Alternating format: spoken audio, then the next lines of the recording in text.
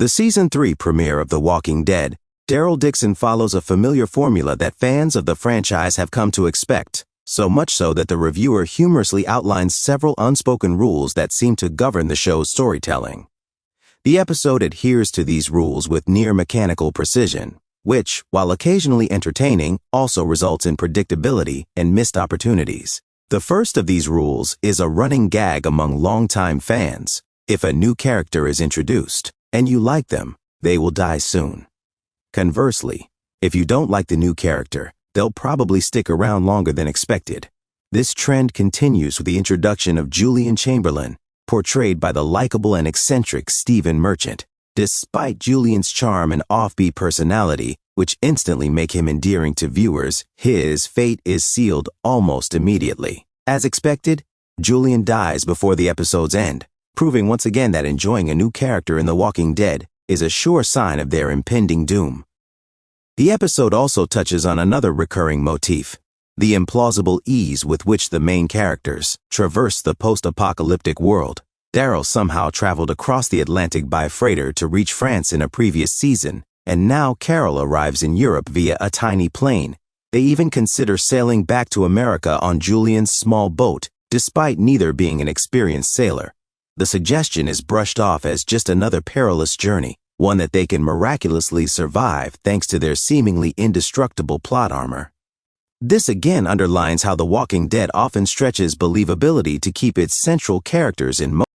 Geographically, the episode takes viewers from the UK to Spain, but the transition is abrupt and underutilized. London, in particular, held potential for interesting post-apocalyptic storytelling. Its iconic landmarks and dense urban sprawl could have offered memorable set pieces.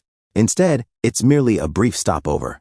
The characters stroll past the white cliffs of Dover, but that's about all we see before they wash up on a Spanish beach. The reviewer points out how rushed this felt, as though an entire country's narrative potential was dismissed in favor of a more generic setting.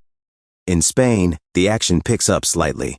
There are zombies nesting in trees, some human antagonists who steal supplies, and a minor subplot involving Carol needing shrapnel removed. However, even this moment lacks realism. When Daryl prepares to perform the procedure, Carol whines, asking if it can wait until tomorrow. An oddly casual attitude considering the risk of infection or death in a zombie apocalypse. This moment, among others, underscores how the character's behavior sometimes contradicts the established reality of the world they live in.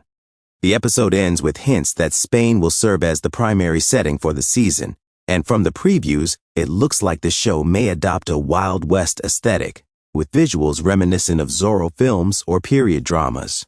Characters seem to wear old-fashioned clothing, adding to the impression that The Walking Dead continues to lean into stylized world-building rather than grounded storytelling. The reviewer is skeptical about this direction, fearing it may only reinforce the series' drift into implausibility. In summary, the Daryl Dixon Season 3 premiere delivers a watchable but formulaic episode that hits all the expected beats. Predictable character deaths, implausible survivor behavior, and missed storytelling potential. While not the worst the franchise has offered, it does little to inspire confidence for the season ahead. The reliance on old characters and tired tropes, combined with a lack of narrative innovation, leaves the premiere feeling more like a retread than a fresh start.